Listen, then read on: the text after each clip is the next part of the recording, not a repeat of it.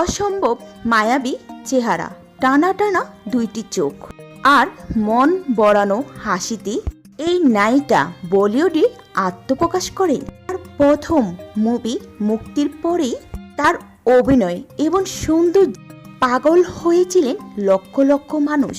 এখানেই শেষ নয়, প্রথম সিনেমার পরেই তার বাড়ির বাইরে নির্মাতাদের লাইন লেগেছিল। কোনো এক অজানা কারণে এই নায়িকা বলিউডে বেশি দিন টিকতে পারলেন না। নিমেষেই শেষ হয়ে গেল তার বলিউডের ক্যারিয়ার জীবন। তখন সকলের মনে একটাই প্রশ্ন, এমন কি ঘটল যে তাকে অল্প সময়ের মধ্যে বলিউড থেকে অদৃশ্য হয়ে যেতে হলো? চলুন জেনে নিই সেদিন কি হয়েছিল, যার জন্য এক অনুষ্ঠানে পারফরম্যান্স করতে এসে তিনি অজরে কাঁদলেন।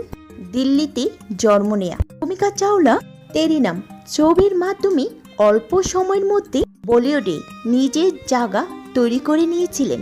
কিন্তু এই অভিনেত্রীর ব্যক্তিগত জীবন ছিল সিনেমার চেয়েও বেশি নাটকীয়। যখন তিনি সাফল্যের শিখরে, তখনই তিনি বিয়ের সিদ্ধান্ত নেন। শোনা যায় বিয়ের পর থেকে তার ক্যারিয়ার নেমে আসে অপ্রত্যাশিতভাবে ধস।